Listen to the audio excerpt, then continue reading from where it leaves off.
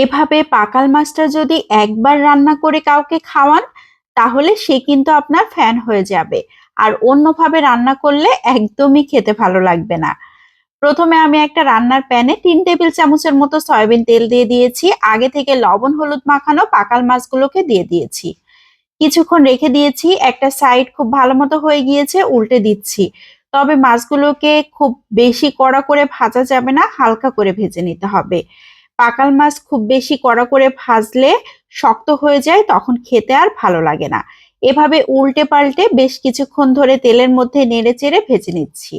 এখন তেল ঝরিয়ে মাছগুলোকে উঠিয়ে নিচ্ছি। আমি মাছগুলোকে কেটে নিইনি, কেউ চাইলে মাঝখান থেকে কেটেও নিতে পারেন। এখন দিয়ে দিচ্ছি 3 টেবিল চামচের মতো পেঁয়াজ কুচি, কাঁচামরিচ ফালি দিয়ে দিয়েছি 4-5টা। এখন খুব ভালো করে নেড়ে চেড়ে নিচ্ছি পেঁয়াজ মরিচটা তেলের সাথে। যখন পেঁয়াজ মরিচটা একটু নরম হয়ে আসবে তখন দিয়ে দিচ্ছি লবণ। আমি আধা চা চামচের মতো লবণ ব্যবহার করেছি, আর হলুদ গুঁড়ো দিয়ে দিয়েছি 1/4 চা চামচ। আবারও খুব ভালো করে নেড়ে চেড়ে নিচ্ছি।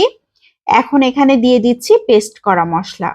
পেঁয়াজ পেস্ট 1 চা চামচ, রসুন পেস্ট আধা চা চামচ, আদা পেস্ট দিয়ে দিচ্ছি 1/4 চা চামচ, জিরা পেস্ট আধা চা চামচ, লাল মরিচ পেস্ট করে ব্যবহার করেছি আধা চা চামচ, ধনিয়ার গুঁড়া আধা চা চামচ।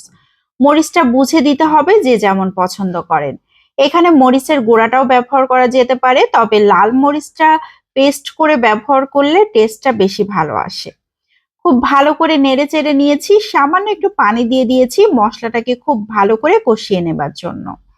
এভাবে নাড়াচাড়া করতে করতে যখন দেখা যাবে তেলটা উপরের দিকে উঠে আসছে, তখন বুঝতে হবে আমাদের মশলা কষানো হয়ে গিয়েছে। এখন সেই ভেজে রাখা মাছগুলোকে দিয়ে দিচ্ছি। এখন মশলার সাথে মাছগুলোকে বেশ কিছুক্ষণ ধরে নেড়ে চেড়ে নিতে হবে। একটু সময় নিয়ে এই কাজটা করতে হবে, আর আলতোভাবে নাড়াচাড়া দিতে হবে, না হলে মাছটা মাঝখান থেকে আবার ভেঙে যেতে পারে।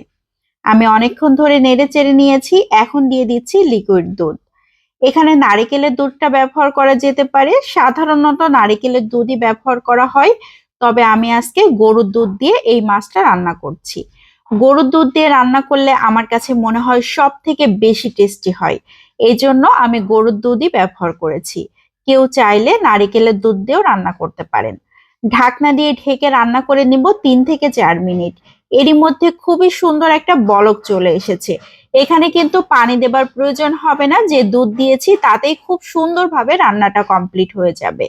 মাছ তো এমনিতেই আগে ভেজে নিয়েছিলাম, সিদ্ধ হয়েই আছে, আর যে দুধ দিয়েছি তাতেই খুব ভালো মতো রান্না হয়ে যাবে। দুধ ব্যবহার করার জন্য কিন্তু গ্রেভিটা একদম ঘন হয়ে গিয়েছে।